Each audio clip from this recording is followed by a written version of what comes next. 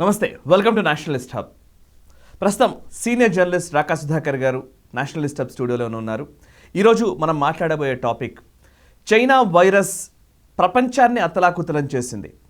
అయితే ఈ చైనాలో పుట్టిన ఈ వైరస్ ఎంత ప్రళయాన్ని సృష్టించిందో, నిజంగా ప్రళయానికి సమానమైన రీతిలో దీన్ని అందరూ కూడా పోల్చుతున్న నేపథ్యంలో ఈ కాలంలో ప్రస్తుతం కోవిడ్ నుంచి బయటపడే దిశగా అగ్రరాజ్యాలు, ముఖ్యంగా అభివృద్ధి చెందిన దేశాలు అడుగులు వేస్తూ ఉన్నాయి. రానున్న రోజుల్లో చైనాను కార్నర్ చేసే విధంగా, చైనాను కొంత దూరం పెట్టే విధంగా ఆయా దేశాలు నిర్ణయాలు తీసుకోబోతున్నాయి అనే కోణంలో అంతర్జాతీయ విశ్లేషణలు జరుగుతూ ఉన్న పరిస్థితిలో చైనా చేసిన ఈ విలయానికి ఎలాంటి మూల్యం చెల్లించుకోవాల్సి వస్తుంది చైనా, అదేవిధంగా ప్రస్తుతం ఆసియాలో ఎటువంటి ప్రభావం చూపించే అవకాశాలు కనబడుతున్నాయి. అమెరికా చైనాల మధ్య ఉన్న ట్రేడ్ వార్ కాస్త ఇప్పుడు కరోనా నేపథ్యంలో నిజమైన వార్గా రూపాంతరం చెందే అవకాశాలు ఉన్నాయా? ఉంటే భారత్ ఏ స్థానంలో ఉండాలి, ఎలా వ్యవహరించాల్సిన అవసరం ఉంది? ఇట్లాంటి అనేక ప్రశ్నలు నెలకొన్న నేపథ్యంలో సీనియర్ జర్నలిస్ట్ రాకా సుధాకర్ గారు ఎలా విశ్లేషిస్తారో చూద్దాం. వారిని అడిగి మరిన్ని అంశాలు తెలుసుకునే ప్రయత్నం చేద్దాం. నమస్కారం రాకా సుధాకర్ గారు. రాకాజీ, లాక్డౌన్ 38 రోజులు 39 రోజులకు వస్తోంది. నెల దాటిపోయింది. అంటే ఇప్పుడు అందరూ కూడా ఒక మొన్నటి దాకా అంటే కొంత ప్యానిక్ సిచ్యువేషన్ ఉండింది. ప్రపంచ దేశాలన్నీ కూడా ఫస్ట్ దీని నుంచి బయటపడాలి అనే ఒక కోణంలోనే ఆలోచించాయి. మొదట్లో చైనా వైరస్ లేదా చైనా నుంచి వచ్చింది అని ట్రంప్ మాట్లాడినా కూడా తర్వాత మళ్ళీ ఆయన నష్ట నివారణ చర్యల్లోనే నిమగ్నమైపోయారు, అమెరికాలో ఉన్న పరిస్థితిని కంట్రోల్ చేయడానికి. సో నౌ కొంత కంట్రోల్ చేసే మెకానిజం రూపొందించుకోవడం జరిగింది. మనం కరోనాను ఎదుర్కొంటామనే ఒక కాన్ఫిడెన్స్ వస్తున్న సందర్భంలో చైనా పాత్ర ఏ విధంగా ఉండబోతుంది, చైనాని ఎలా కార్నర్ చేస్తారనే ప్రశ్న వస్తుంది. అమెరికా చైనాల మధ్య ఉన్న ఈ సందిగ్ధ స్థితిని ఒకసారి వివరిస్తారా? అమెరికా చైనాల మధ్య ఆధిపత్య పోరు అనేది ఈరోజు ప్రారంభమైంది కాదు. వాస్తవానికి గత 10-15 సంవత్సరాలుగా ఇప్పుడైతే శీత యుద్ధం అంతరించి యూనిపోలార్ వరల్డ్, అంటే అంతా అమెరికా కేంద్రితమైనటువంటి ప్రపంచము. అంతకుముందు 2 అగ్రరాజ్యాలు ఉండే, ఒకటి సోవియట్ బ్లాక్, ఒకటి అమెరికన్ బ్లాక్. సోవియట్ బ్లాక్ పూర్తిగా అంతరించిన తర్వాత, కమ్యూనిజం పతనమైన తర్వాత యూనిపోలార్ వరల్డ్ వచ్చింది. యూనిపోలార్ వరల్డ్కి చిన్న చిన్న రీజనల్ ఛాలెంజెస్ వచ్చినాయి. ఇరాక్లో వచ్చింది, ఇరాన్లో వచ్చింది. ఈ రకంగా చిన్న చిన్న ఛాలెంజెస్ వచ్చినాయి. ఆఫ్ఘనిస్తాన్లో కొంత ఛాలెంజ్ వచ్చింది. ఇటువంటి చిన్న చిన్న ఛాలెంజెస్ వచ్చినాయి.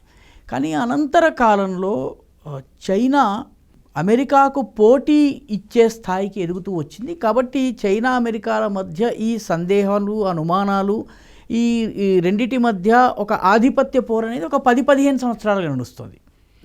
నిజానికి కోవిడ్ రావడానికి ముందే economic war between these two countries was on. China is a 14.8 trillion economy. ఈ ఎకానమీ దాదాపు 16% గ్రోత్ ఒకనొక సమయంలో ఉండేది. క్రమేపీ అది 10% తగ్గింది. ఆ తర్వాత కోవిడ్ వచ్చిన తర్వాత ఇది 4-5%కి తగ్గింది అంటున్నారు. కోవిడ్ తర్వాత చైనాలో 1% గ్రోత్ రేట్ ఉంటుంది అని చెప్తున్నారు. కాబట్టి చైనా కొంత ఆర్థికంగా దెబ్బతిన్నటువంటి మాట వాస్తవం. అయితే చైనాతో పాటు ప్రపంచవ్యాప్తంగా అన్ని దేశాలు దెబ్బతిన్నాయి. ఆర్థికంగా అన్ని దేశాలు దాదాపుగా కుదేలైపోయినాయి. ఈ ఆర్థిక దెబ్బలు ఏవైతే ఉన్నాయో, ఈ ఫైనాన్షియల్ అసాల్ట్ ఏదైతే జరిగిందో ప్రపంచంలో అన్ని దేశాల మీద జరిగింది. కోవిడ్ అనేది ప్రపంచ ఆర్థిక వ్యవస్థని అతలాకుతలం చేసింది. అన్ని దేశాల పరిస్థితి ఈరోజు పరమపద సోపాన పఠంలో బ్యాక్ టు స్క్వేర్ వన్, మొట్టమొదటి గడికి పాము నోట్లో పడి వెనక్కి వచ్చినట్టుగా ఉన్నటువంటి పరిస్థితి ఉంది. అన్ని దేశాల పరిస్థితి దాదాపుగా ఇదే. అయితే చైనాకి మిగతా దేశాలకు ఉన్నటువంటి తేడా ఏంటంటే, చైనా యొక్క దేశంలో ఆర్థిక రిజర్వ్స్ చాలా పెద్ద సంఖ్యలో ఉన్నాయి. ఎక్స్పెండబుల్ అమౌంట్స్ చాలా పెద్ద ఎత్తున ఉన్నాయి. కాబట్టి ఈ ధనాన్ని చైనా తన కమిట్మెంట్స్, ఇంతకుముందే ప్రపంచంలోని వివిధ దేశాలకు చేసినటువంటి కమిట్మెంట్స్ ఏవైతే ఉన్నాయో, ఈ దేశంలో ఇన్వెస్ట్ చేస్తాం, ఆ దేశంలో ఇన్వెస్ట్ చేస్తాం, ఆ కమిట్మెంట్స్ని చైనా కొద్దిగా రీవర్క్ చేసుకునైనా తన కమిట్మెంట్స్ని కొనసాగించేటటువంటి అవకాశం ఉంది. ప్రస్తుతము ఆల్రెడీ వివిధ ప్రపంచ దేశాలలో చైనా పెట్టిన పెట్టుబడుల వల్ల ఆ దేశాలు చైనాను ధిక్కరించగలిగే పరిస్థితి లేదు. సో ఈ ఆఫ్రికన్ కంట్రీస్ కానివ్వండి, ఈస్ట్ ఏషియన్ కంట్రీస్ కానివ్వండి, ఉదాహరణకి కంబోడియా, వియత్నాం. కంబోడియా, వియత్నాంలు ఈరోజు ఆసియాన్లో ఉన్నమాట ఎంత వాస్తవమో చైనాకి పూర్తి తొత్తులుగా వ్యవహరిస్తున్నాయన్నది కూడా అంతే వాస్తవం. ఆసియాన్లో ఉన్నాయి ఈస్ట్ ఏషియన్ ఎకానమీస్, పెద్ద ఎకానమీస్, కానీ ఈ రెండు దేశాలు ఈరోజు చైనాని కాదనలేని పరిస్థితి. కాబట్టి చైనా యొక్క ఆధిపత్యము కొనసాగబోతోంది. దాని పెట్టుబడుల వల్ల, దాని దగ్గర ఉన్నటువంటి ఫైనాన్షియల్ రిజర్వ్స్ వల్ల, ఇప్పటికే దాని దగ్గర అప్పు తీసుకుని అప్పులో ఊబిలో కూరుకుపోయినటువంటి చిన్న చిన్న దేశాల వల్ల. అందుకనే చైనా తన అనుకూలురైనటువంటి వ్యక్తిని వరల్డ్ హెల్త్ ఆర్గనైజేషన్కి ఎంపిక చేసుకోగలిగింది, టెడ్రోస్. చైనా యొక్క financial clout, international clout, military clout, దాని యొక్క ప్రభావం వల్ల, సైనిక ప్రభావము, ఆర్థిక ప్రభావము, దౌత్యపరమైన ప్రభావం, ఈ మూడిటి వల్ల రానున్న యూరోపియన్ యూనియన్ కూడా ఈరోజు చైనాని ప్రత్యక్షంగా ఎదుర్కొనే స్థితిలో లేదు. సో అమెరికన్ బ్లాక్ ఏదైతే ఉందో, చైనాకి వ్యతిరేకంగా అమెరికన్ బ్లాక్ ఏ మేరకు చేయగలదన్నది ఈరోజు చెప్పడం కష్టము. అమెరికా స్వయంగా కష్టాల్లో ఉంది ఒకటి. రెండవది, చైనీస్ వైరస్ అని చైనాని విమర్శిస్తూ ట్రంప్ చేసినటువంటి వ్యాఖ్యలు నవంబర్లో జరగబోయే అంతర్గత ఎన్నికల కోసం చెప్పారన్నట్టుగా కనిపిస్తోంది తప్పితే అంతర్జాతీయంగా ఒక కొత్త వరల్డ్ ఆర్డర్ సృష్టి నేపథ్యంలో చెప్పినట్టుగా కనపడటం లేదు. ట్రంప్ యొక్క సిన్సియరిటీని ఈరోజు ప్రపంచ దేశాలలో దాని సందేహాలు దానికి ఉన్నాయి. క్యోటో ప్రోటోకాల్ నుంచి ఆయన బయటకు వాకౌట్ చేశారు, అనేక ఒప్పందాల నుంచి బయటకు వచ్చారు, అనేక అమెరికన్ కమిట్మెంట్స్ నుంచి బయటకు వచ్చారు. కాబట్టి ట్రంప్ నాయకత్వాన్ని ప్రపంచంలోని వివిధ దేశాలు ఏ మేరకు అంగీకరిస్తాయి? సో ఈ రెండు ఛాలెంజెస్ మధ్య మనం ఈరోజు ఉన్నామండి. ఓకే, సో ఇప్పుడు మీరు చెప్పిన ప్రకారం చైనాని పూర్తిగా కట్టడి చేసే, నియంత్రించే పరిస్థితిలో ఈవెన్ యునైటెడ్ నేషన్స్ లేదు, ఈవెన్ లేనట్టుగానే కనబడుతోంది. బట్ అమెరికా మాత్రం అంత ఊరుకునే రకం కూడా కాదు. మొదటి నుంచి అమెరికా చరిత్ర చూసినట్లయితే ఎక్కడైనా సరే అంత సింపుల్గా వదిలేసే రకం కూడా కాదు. చైనాలో ఇట్లాగే పట్టువిడుపుల ధోరణితో వ్యవహరించే అవకాశం ఉందా, లేకపోతే చైనా పైన ఖచ్చితంగా ప్రతీకారం తీర్చుకోవాలి ఈ కోవిడ్ని సాకుగా? ఇంతకుముందు అసలు ఏమీ లేని సందర్భాల్లో కూడా ఇప్పుడు సద్దాం హుసేన్ విషయంలో, ఇరాక్ విషయంలో దాడి చేసిన అమెరికా అక్కడ బయో వార్కి సంబంధించిన టెక్నాలజీని వాళ్ళు యూజ్ చేస్తున్నారనే మాటని అప్పుడు ఉపయోగించడం, రసాయన ఆయుధాలు ఉన్నాయని, జీవరసాయన ఆయుధాలని. సో అట్లాంటి నెపంని పెట్టి ఒక దేశాన్ని కట్టడి చేసి ఒక దేశం పైన దాడి చేయగలిగిన అమెరికా ఈ కోవిడ్ చైనాలో పుట్టిందని తెలుసు, చైనా వల్ల ఇంత ఇంపాక్ట్ అయ్యిందని తెలుసు, ఇన్ని నిజాలున్న నేపథ్యంలో ఊరుకుంటుందా? అమెరికా నిజంగా అంత ఊరుకునే పరిస్థితిలో ఉంటుందా? దాన్ని ఎట్లా మనం చూడాలంటారు? చైనా క్రెడిబిలిటీ చాలా దెబ్బతిన్నది. చైనా యొక్క విశ్వసనీయత ప్రపంచ దేశాల్లో దెబ్బతిన్నది. కానీ చైనాను సవాలు చేయగలిగే స్థితిలో ప్రపంచ దేశాలు లేవు. మొదటిది ఎంత వాస్తవమో రెండోది అంత వాస్తవం. చైనా విశ్వసనీయత తగ్గింది. చైనాతో కొత్త ప్రాజెక్టులను చేపట్టే విషయంలో దేశాలు పునరాలోచిస్తాయి. చైనా పెట్టుబడుల, ఉదాహరణకి ఇటలీది తీసుకోండి. దక్షిణ ఇటలీలో చైనా పెట్టినటువంటి ఇన్వెస్ట్మెంట్లను దృష్టిలో పెట్టుకుని చైనాకు బాధ కలిగించకూడదన్న కారణం చేత Italy was among the last countries to ban flights to China. దానివల్ల ఇటలీ చాలా భారీ మూల్యం చెల్లించవలసి వచ్చింది. ఇండియా నిజానికి చాలా మొదట్లోనే వుహాన్ నుంచి తర్వాత కాబట్టి కొన్ని ప్రపంచ దేశాలు, ఉదాహరణకి జపాన్ ఆల్రెడీ $2.2 బిలియన్ అమౌంట్ని పక్కన పెట్టింది. చైనాలో ఇప్పటికే ఉన్నటువంటి జపనీస్ కంపెనీసు ఈ కరోనా కోవిడ్ నేపథ్యంలో అక్కడి నుంచి బయటకు వచ్చి వేరే దేశాల్లో ఇన్వెస్ట్ చేయాలని కనుక అక్కడి తమ యూనిట్లను మూసేసి వేరే దేశాలకు తరలాలని ప్రయత్నం చేస్తే సహకరించేందుకు $2.2 బిలియన్ ఒక ప్యాకేజీని ఆల్రెడీ సంసిద్ధం చేసి ఉంచింది. ఈ దేశాలన్నీ, ఈ కంపెనీలన్నీ కూడా చైనా నుంచి బయటకు వచ్చే సూచనలు కనిపిస్తున్నాయి. కొంత వియత్నాంకి వెళ్ళే అవకాశం ఉంది, కొంత ఇండియాకు వచ్చే అవకాశం ఉంది, వేరు దేశాలకు కూడా వెళ్ళేటటువంటి కొంత అవకాశం ఉంది. జర్మనీ ఆల్రెడీ కోవిడ్ వల్ల జరిగిన నష్టానికి ఒక బిల్లుని, మీ వల్ల జరిగిన నష్టం ఇంత అని చెప్పి ఒక బిల్లుని చైనాకి పంపాలని ప్రతిపాదనలు తయారు చేస్తుందని తెలుస్తుంది. కానీ యూరోపియన్ యూనియన్ ఈరోజు చైనాతో అతిపెద్ద ట్రేడింగ్ పార్ట్నర్. యూరోపియన్ యూనియన్ గట్టిగా మాట్లాడలేనటువంటి స్థితిలో ఉంది.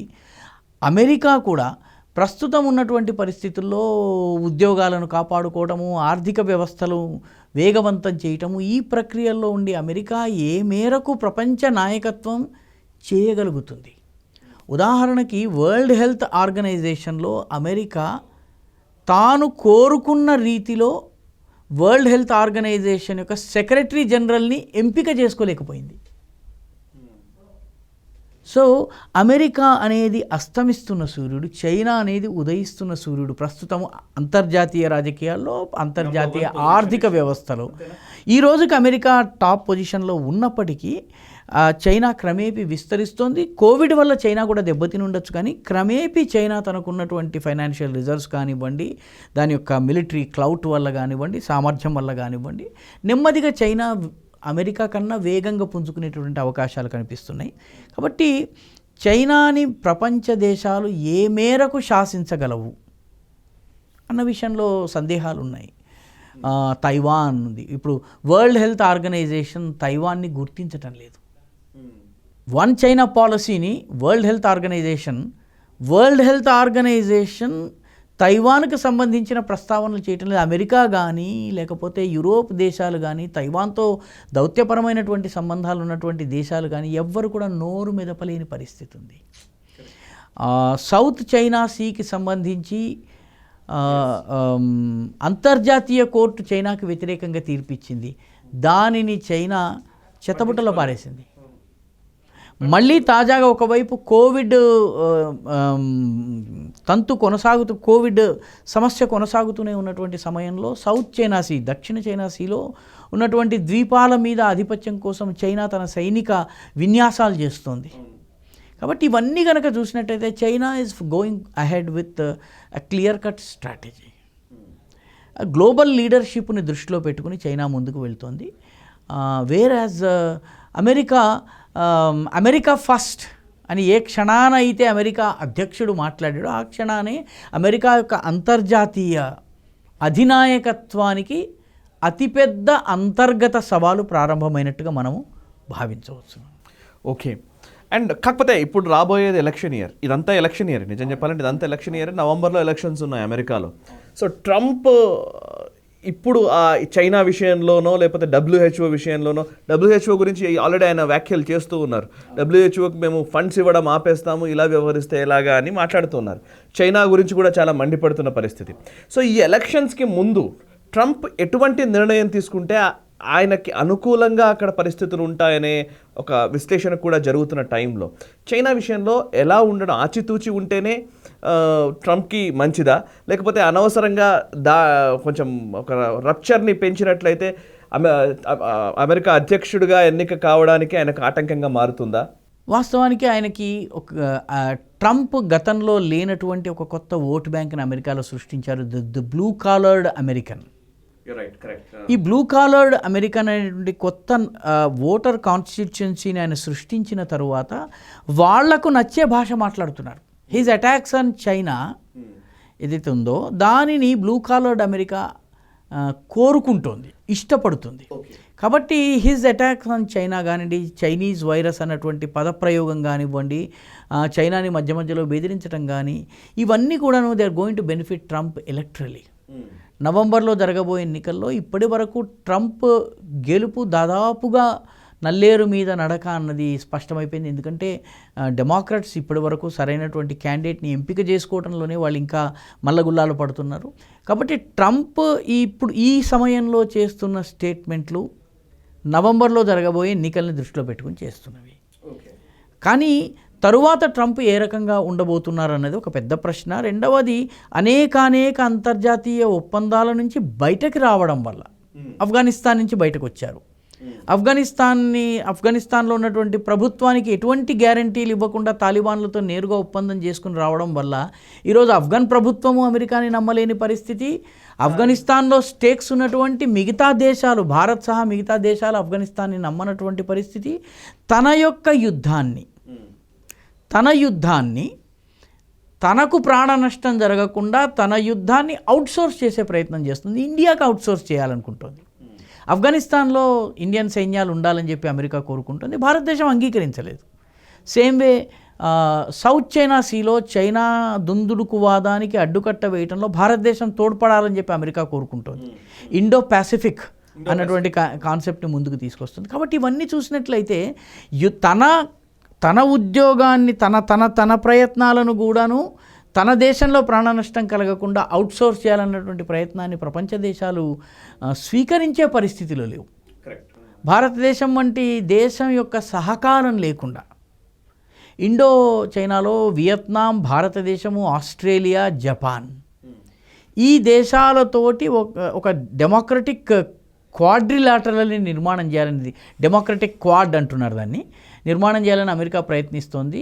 ఇందులో జపాన్కి సొంత సైన్యం లేదు. అమెరికన్ సైన్యమే జపాన్ సైన్యం. రెండవ ప్రపంచ యుద్ధం తరువాత జపాన్ యొక్క సైనిక రక్షణ బాధ్యత అమెరికా తీసుకుంది.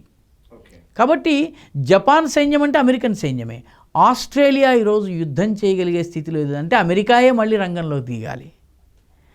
వియత్నాం, భారతదేశము మాత్రమే ఈరోజు చైనాతో తలపడగలిగేటటువంటి స్థితిలో సైనికంగా. అంటే నిజానికి చైనా మనకన్నా చాలా శక్తివంతమైనటువంటి దేశం, ఆర్థికంగా, సైనికంగా, అన్ని రకాలుగా కూడా, దౌత్యపరంగా కూడా. దానికి వీటో హక్కు ఉంది, మనకి లేదు. కాబట్టి ఈ పరిస్థితుల్లో ఇండియాని తన యుద్ధం చేయమని కోరుతోంది, వియత్నాంని తన యుద్ధం చేయమని కోరుతోంది. కానీ వియత్నాం అమెరికాని నమ్మే కన్నా చైనాని ఎక్కువగా నమ్మేటటువంటి పరిస్థితి ఈరోజు ప్రభుత్వము. అండ్ చైనాను నమ్మకపోయినా అమెరికాను పూర్తిగా విశ్వసించే పరిస్థితి లేదు. కాబట్టి ఇందాక మనం చెప్పుకున్నట్టుగానే ఒకటి అస్తమిస్తున్న సూర్యుడు, ఒకటి ఉదయిస్తున్న సూర్యుడు. అయితే ఇక్కడ ఒక సమస్య కూడా ఉంది సార్. ఇప్పుడు అంటే మన దగ్గర మనం ఇండియన్ పర్స్పెక్టివ్లో కొంతసేపు ఆలోచిద్దాం. లైక్ ఈవెన్ పొలిటికల్ ఇష్యూస్ కూడా ఈ మధ్యకాలంలో మారుతూ ఉన్న పరిస్థితి కనబడుతుంది. ఈవెన్ డి రాజా లాంటి కమ్యూనిస్ట్ పార్టీకి సంబంధించిన నాయకులు మొన్న మధ్య ఒక స్టేట్మెంట్ ఇవ్వడం జరిగింది. గత కొంతకాలంగా భారత వైఖరి, ఇంతకు ముందంతా కూడా అలీన విధానం అనేది మనం పెట్టుకున్న వైఖరి, ఎవరికి తటస్థంగా మనం ఉంటూ వచ్చాము. బట్ ఈ మధ్యకాలంలో అమెరికాతో అంటగాగే పరిస్థితిలోకి భారత ప్రభుత్వం వెళుతున్నట్టుగా కనబడుతోంది, which is not good for the country. చైనాని అంతగా ద్వేషించడం మంచిది కాదు ఈ దేశానికి అనే కోణంలో రాజా మాట్లాడిన మాట. సో ఇండియన్ పర్స్పెక్టివ్, ఇందాక మీరు అన్నది ఏంటంటే అమెరికా కొంతవరకు భారతదేశాన్ని తన యుద్ధం చేయమని సౌత్ చైనా సీలో కోరుతున్న పరిస్థితి కనబడుతోంది అని అంటున్నారు. సౌత్ చైనా సీలో మనం కూడా సౌత్ చైనా సీలో కొన్ని జబాంగ్ ద్వీపం కానివ్వండి, వీటిల్లో మనం కూడా పెట్టుబడులు పెడుతున్నాము. అఫ్కోర్స్ సాధ్యమైనంత వరకు చైనాను కట్టడి చేసే ప్రయత్నం చేస్తున్నాం. సో మనం అమెరికా వైపు దృష్టి సారించడము, లీనింగ్ టువర్డ్స్ అమెరికా మంచిదవుతుందా చెడ్డదవుతుందా? నిజంగా అలా లీన్ అవుతున్నామా మనం? ముందుగా డి రాజా గారి స్టేట్మెంట్ ఏంటంటే, డి రాజా గారు మాట్లాడుతున్నదైతే మరి పసిబాలుడి అమాయకత్వాన్ని ఆయన ప్రదర్శిస్తున్నారు. 1970లో ఇండో సోవియట్ ట్రీటీ చేసుకున్నటువంటి మరుక్షణము అలీన విధానాన్ని మనము తవ్వి పాతిపెట్టేశాం. ఆ సమయంలో సిపిఐ ఎవరి వైపు నిలబడింది? 1975 ఎమర్జెన్సీ ప్రకటించిన తరువాత అలీన విధానాన్ని పాతిపెట్టేసేసి రష్యా వైపు పూర్తిగా మొగ్గు చూపినటువంటి ఇందిరాగాంధీని సిపిఐ సమర్థించింది. అత్యంత అమాయకత్వంగా రాజాగారు మాట్లాడితే ఈరోజు నమ్మేవాళ్ళు ఎవరూ లేరు. ఆ తరువాత మన్మోహన్ సింగ్ న్యూక్లియర్ అగ్రిమెంట్ చేసుకుందామని చెప్పినప్పుడు మన్మోహన్ సింగ్కి వెలుపలి నుంచి లోపలి నుంచి మద్దతు ప్రకటించినటువంటి వాళ్ళు ఆ సమయంలో ఆ మన్మోహన్ సింగ్ ప్రభుత్వం ఎవరిపైన ఆధారపడింది? లెఫ్ట్ ఫ్రంట్ పైన ఆధారపడింది. చిట్ట చివరి క్షణంలో లెఫ్ట్ ఫ్రంట్ బయటకు వెళ్ళిండవచ్చుగాక. బయటకు వెళ్ళినప్పటికీ ఈ ప్రో అమెరికాగా భావిస్తున్నటువంటి ప్రభుత్వము ఏర్పాటు చేసినప్పుడు దానికి మద్దతు ప్రకటించింది ఎవరు? కాబట్టి PV Narasimha Rao pro American stance తీసుకున్నటువంటి సమయంలో పివి నరసింహారావు ప్రభుత్వాన్ని పడకుండా కాపాడినటువంటి వాళ్ళు వామపక్షవాదులు. కాబట్టి ఈరోజు ఏదో అమాయకంగా అంటే 1971లో పాతిపెట్టేసినటువంటి ఒక శవాన్ని ఈరోజు బయటకి తవ్వి తోడి బయట బతికున్నట్టుగా ముద్దు పెట్టుకున్నట్టుగా నటిస్తానని సిపిఐ కానీ రాజా గారు కానీ అంటే అది చాలా భారత ప్రజలని చాలా అమాయకులుగా భావించినట్టు అవుతుంది. తమ సొంత పిల్లలని అమెరికాకి పంపే కమ్యూనిస్టులు ఈరోజు అలీన విధానం గురించి మాట్లాడటం చాలా ఘోరమైనది. తమ సొంత పిల్లల్ని అమెరికాలో చదువుకోవడానికి పంపిస్తున్నటువంటి కమ్యూనిస్టులు అలీన విధానం, రష్యాకి ఎవ్వరూ పంపడంలే. బల్గేరియాకి, హంగరీకి, చెకోస్లోవేకియాకి, యుగోస్లోవేకియా లేనే లేదు, చైనాకి అసలు పంపడం లేదు. అందరూ అమెరికాకి పంపుతూ అలీన విధానం గురించి మాట్లాడటం, ముందు వాళ్ళ విధానాన్ని చక్కదిద్దుకుని మాట్లాడాలి. సరే, ఇంకా భారతదేశం విషయానికి వస్తే, భారతదేశము ఈరోజు చాలా తీవ్రమైనటువంటి ఇదొక అంతర్జాతీయ గ్లోబల్ దౌత్య విధానాల్లో ఇప్పుడు భారతదేశం చాలా కత్తి మీద సాము చేయవలసినటువంటి అవసరం ఉంది.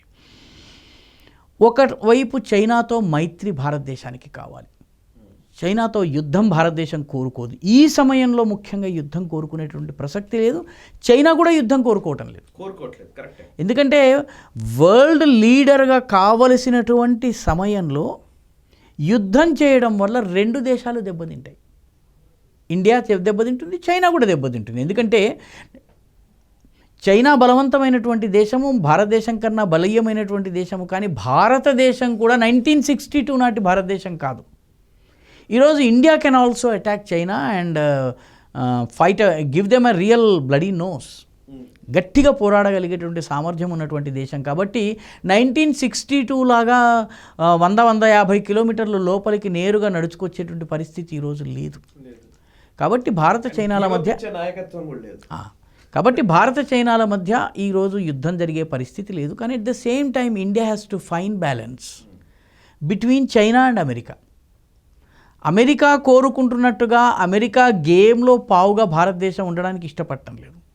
But at the same time China యొక్క దుందుడుకు వాదానికి అడ్డుకట్ట వేసేటటువంటి ప్రయత్నాలు భారతదేశం చేయవలసిందే. కాబట్టి హిందూ మహాసముద్రంలో తన ప్రయోజనాల్ని కాపాడుకునే విషయంలో కానీ, ఈ విషయంలో భారతదేశము చాలా స్పష్టమైనటువంటి విధానాన్ని అవలంబించి తీరాల్సిందే.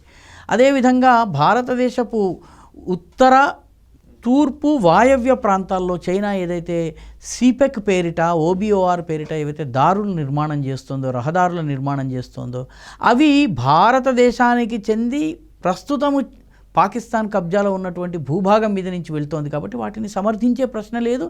ఇండియా ఓఆర్లో చేరలేదు. కాబట్టి పోస్ట్ కోవిడ్ వరల్డ్లో భారతదేశము మరింత క్రియాశీలకమైనటువంటి భూమిక పోషించే పరిస్థితి ఉంది. మన ఆర్థిక వ్యవస్థ ప్రపంచంలోని ఇతర దేశాల కన్నా తొందరగా పుంజుకునే లక్షణాలు కనిపిస్తున్నాయని ఆర్థికవేత్తలు చెప్తున్నారు. ఇది పెద్ద దెబ్బ, కానీ మనము లేవగలిగినంత సులువుగా మిగతా దేశాలు లేవలేకపోవచ్చును అన్నది అంచనా.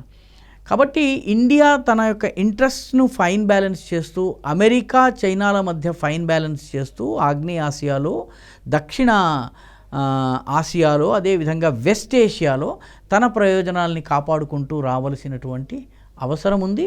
రానున్న రోజుల్లో దౌత్యపరంగా ఇండియాకి చాలా పెద్ద కసరత్తు చేయవలసినటువంటి అవసరం ఉంది. చాలా కత్తి మీద సాము వంటి పరిస్థితి ఉండబోతున్నది. ఈ రెండు పొట్టేళ్ళు ఢీకొన్నప్పుడు మధ్యలో నలిగిపోకుండా ఉండడమే కాకుండా మన బలాన్ని పెంచుకుని రానున్న పోస్ట్ కోవిడ్ వరల్డ్లో ఒక మీనింగ్ఫుల్ పర్పస్ఫుల్ రోల్ని ప్లే చేయగలిగే స్థితికి ఈ దేశం వెళ్ళగలగాలి. దానికి కావలసిన లక్షణాలు కనిపిస్తున్నాయి, ఆ సామర్థ్యాలు మనలో ఉన్నాయి. అండ్ ఇంకొకటి సార్, ఇప్పుడు ప్రతిదీ కూడా ట్రేడ్ని బేస్ చేసుకునే చూస్తున్నారు. అంటే ఆర్థిక అంశాలనే ఇప్పుడు ముఖ్యమైపోతున్న పరిస్థితి. ఇంతకు ముందు అంతా కూడా సైనిక పాఠవాలు, లేకపోతే అక్కడున్న రిసోర్సెస్ ఇట్లాంటివి ఉండేవి. కానీ ఇప్పుడు మాత్రం కేవలం ఆర్థిక ప్రయోజనాల కేంద్రంగానే యుద్ధాలు జరగకుండా ఉండే పరిస్థితులు ఉన్నాయని మనం చెప్పుకునేది. చైనా డెఫినెట్లీ మన మార్కెట్ మీద డిపెండ్ అవుతుంది కాబట్టి యుద్ధానికి అంత ఈజీగా వెళ్ళే అవకాశం లేదు. మనం కూడా యుద్ధాన్ని కోరుకోము. అయితే చైనా ఆర్థికంగా, చైనాలో ఏదైతే పెట్టుబడులు పెట్టాయో ఆయా దేశాలు, అభివృద్ధి చెందిన దేశాలు చాలా అక్కడ పెట్టుబడులు పెట్టినవి ఉన్నాయి. అక్కడ చాలా కంపెనీలు, అక్కడ మ్యానుఫ్యాక్చరింగ్ యూనిట్స్ అక్కడ పెట్టుకొని ఉన్నారు. ఇప్పుడు పోస్ట్ కోవిడ్ వరల్డ్లో ఇవన్నీ కూడా బయటకు వచ్చే అవకాశాలు ఉన్నాయి. ఆ చైనా నుంచి ఇండియా లేదా మిగతా దేశాలకు తరలించాలనే యోచనలో ఉన్న నేపథ్యంలో భారత ప్రభుత్వం కరెక్ట్గానే ఇప్పుడు ప్రస్తుతం ఉన్న స్థితిని అంచనా వేయగలుగుతోందా? ఆ అవకాశాలను అందిపుచ్చుకోవడానికి చేస్తున్న ప్రయత్నాలు సఫలీకృతమయ్యే అవకాశాలు ఎంతవరకు ఉన్నాయి? భారతదేశం ఒక చాలా ఫేవరెట్ డెస్టినేషన్ కాబోతోంది. ఎందుకంటే ఇక్కడ ఉన్నటువంటి వసతులు, వనరులు ఇవి చాలా దేశాలకు ఆకర్షణీయంగా కనిపిస్తున్నాయి. చైనా ఆఫర్ చేసినటువంటి టర్మ్స్ భారతదేశం కూడా ఆఫర్ చేసేటువంటి అవకాశం ఉంది. ఒక మేజర్ పోర్షన్ భారతదేశంలోకి వచ్చే అవకాశాలు ఉన్నాయి. కొంత వియత్నాంకి, మిగతా ఆగ్నేయాసియా దేశాలకు కూడా కొంత వెళ్ళేటువంటి అవకాశం ఉంది. కొన్ని జపాన్కి తిరిగి వెళ్ళిపోయే అవకాశం ఉంది. కొన్ని మిగతా దేశాలకు చెందినటువంటివి కూడా మన దేశంలోకి వచ్చేటువంటి అవకాశం ఉంది. How India place it's cards, is very important. భారతదేశం ఈ విషయంలో ఈ పెట్టుబడులను ఏ విధంగా ఆకర్షించగలుగుతుంది, వాళ్ళకి ఎటువంటి సదుపాయాల్ని కల్పించగలుగుతుంది, దీనిపైన మన మన ఆర్థిక శాఖ కానీ మన వాణిజ్య శాఖ కానీ తీసుకునేటువంటి చర్యల మీద చాలా విషయాలు ఆధారపడి ఉంటాయి. ఇప్పటికే ప్రధాని నరేంద్ర మోదీ ఆయా ముఖ్యమంత్రులకు సూచనలు చేశారని, ఇప్పటికే యోగి ఆదిత్యనాథ్ కొన్ని ముఖ్యమైన సంస్థల అధినేతలతోటి మాట్లాడారని ఇప్పటికే మనం వార్తా కథనాలు చూస్తున్నాం సార్. ఇప్పుడు యోగి ఆదిత్యనాథ్ ఆల్రెడీ కొన్ని కంపెనీల వాళ్ళతోటి వీడియో కాన్ఫరెన్స్లో మాట్లాడుతూ ఉన్నారు, మీరు ఇక్కడ పెట్టుబడులు పెట్టండి అని అడుగుతున్నారని తెలుస్తోంది. అవును, ఆల్రెడీ ప్రారంభమైంది. భారతదేశం ఈ అవకాశాన్ని చైనా నుంచి వలస వస్తున్నటువంటి పెట్టుబడి పరిశ్రమలను భారతదేశం వైపు ఆకర్షించేందుకు అన్ని రాష్ట్రాలు ప్రయత్నం చేస్తాయి. కేంద్ర ప్రభుత్వం పూర్తి సహకారం ఉండబోతోంది. రెండవది, సౌత్ చైనా సీలో చైనా దుందుడుకువాదానికి అడ్డుకట్ట వేయటంలో ఆగ్నేయాసియా దేశాలతోటి భారతదేశం గనక కలిసి ఒక కామన్ కాజ్ చేసి భారతదేశం కూడాను కలిసి పోరాడగలిగినట్లయితే చైనాకి కొంత అడ్డుకట్ట వేయటానికి సాధ్యమవుతుంది. అదేవిధంగా అమెరికా ప్రస్తుతం ఏవైతే అమెరికా విధానాలు ఉన్నాయో వీటి నుంచి ఇండియాకి ఏది లాభకరమో అది తీసుకోవలసినటువంటి అవసరం ఉంది. సో ఇందాక మనం అనుకున్నట్టుగా India has to do lot of exercise. ఇది రానున్న రోజుల్లో ఇండియా అటు చైనాకి ఇటు అమెరికాకి ఈక్విడిస్టెంట్ సమాన దూరంలో ఉంటూనే మన ప్రయోజనాలకు పెద్దపీట వేయాల్సినటువంటి పరిస్థితి ఉంది. కొన్ని ఆశాజనకమైనటువంటి సూచనలు కూడా ఆశా కిరణాలు కూడా కనిపిస్తున్నాయి. ఉదాహరణకి కోవిడ్ని భారతదేశము తట్టుకున్నటువంటి స్ట్రాటజీ ఈరోజు ప్రపంచంలో భారతదేశపు ఇమేజ్ని చాలా పెంచింది. చైనా, అమెరికా, ఇటలీ, స్పెయిన్ వంటి దేశాలు విఫలమైన చోట భారతదేశము ఇప్పటి వరకు కూడా కేసుల్ని లాక్డౌన్ ద్వారా నిలుపు చేయడంలో విజయం సాధించింది. ఇండియన్ మోడల్ ఏదైతే ఉందో ఇండియన్ మోడల్ వైపు ప్రపంచ దేశాలు ఈరోజు ఆసక్తికరంగా చూస్తున్నాయి. ఇండియాలో ఇకనామిక్ రికవరీ కూడా ఫాస్ట్గా ఉండే అవకాశం ఉంది. ఎందుకంటే Indian economy is less export oriented and more internal consumption oriented. కాబట్టి మళ్ళీ వ్యవసాయ రంగం ఇక్కడ ఆర్థిక రంగం పుంజుకోవడం అనేది చాలా త్వరగా జరుగుతుంది. ఎందుకంటే మనము విదేశాలకు ఎగుమతి చేయవలసిన అవసరం లేదు, ఇంటర్నల్గానే కన్జంప్షన్ మనకి చాలా గణనీయంగా ఉంది. కాబట్టి ఈ సమయంలో సమర్థవంతమైనటువంటి నాయకత్వం అవసరం. ఈ సమయంలో చాలా తెలివైనటువంటి చురుకైనటువంటి నిర్ణయాలు అవసరం. దాని ద్వారా భారతదేశము ఖచ్చితంగా రానున్న రోజుల్లో ఒక మేజర్ పవర్గా ఎదిగేందుకు ఒక పర్పస్ఫుల్ లీడర్షిప్ని పేద దేశాలకు ఇచ్చేటటువంటి స్థితిలోకి భారతదేశం వస్తుందన్నటువంటి నమ్మకం కలుగుతుందండి. Right sir, thank you very much Raka Sudhakar garu. చాలా అంశాలు మాతో పంచుకున్నందుకు thank you very much sir. So చూసారు కదా, అది చైనా ఈరోజు ఒక పెద్ద పవర్ఫుల్ కంట్రీగా ఎదిగే ప్రయత్నంలో భాగంగా నిజంగా అగ్రరాజ్యాలకు కూడా సవాల్ విసురుతున్న టైంలో చైనా నుంచి పరిశ్రమలు తరలే అవకాశం కూడా కనబడుతోంది. సో ఈ నేపథ్యంలో భారతదేశానికి ఖచ్చితంగా అవకాశాలు ఉన్నాయి అనడంలో ఎటువంటి సందేహం లేదు. ఆ దిశగా భారత ప్రభుత్వం అడుగులు వేస్తోంది. ఆయా రాష్ట్ర ప్రభుత్వాలకు ఇప్పటికే సూచనలు జారీ చేసినట్టుగా తెలుస్తోంది. ఇప్పటికే యోగి ఆదిత్యనాథ్ కొన్ని కంపెనీల వాళ్ళతో మాట్లాడడం జరిగింది. ఆయా రాష్ట్రాల ముఖ్యమంత్రులు కూడా వాళ్ళ ప్రయత్నాల్లో నిమగ్నమైపోయారు. దీంతో పాటు ప్రపంచవ్యాప్తంగా ఉన్న ఈ ప్రతిష్టంభన నేపథ్యంలో అమెరికా, చైనాల మధ్య ఆధిపత్య పోరులో భారత్ ఆచితూచి వ్యవహరించాలని నిర్ణయానికి వచ్చినట్టుగా కనబడుతోంది. మన భారత దౌత్య విధానం కూడా చాలా స్ట్రాటజిక్గానే మూవ్ అవుతున్నట్టుగా మనం ప్రస్తుతం చూస్తూ ఉన్నాం పరిణామాలను బట్టి. సో ఎటు లీనవ్వకపోయినా మనదైన రీతిలో మనం ఎదిగే క్రమంలో మనకు ఈ అవకాశాలు ఖచ్చితంగా ఉపయోగపడాలని, భారతదేశం విశ్వగురు స్థానానికి చేరుకోవడానికి ఇవి ఉపక్రమించాలని కోరుకుంటూ ఆశిస్తూ ఈ చర్చను ముగిద్దాం. చూస్తూనే ఉండండి Nationalist hub. It's a news revolution.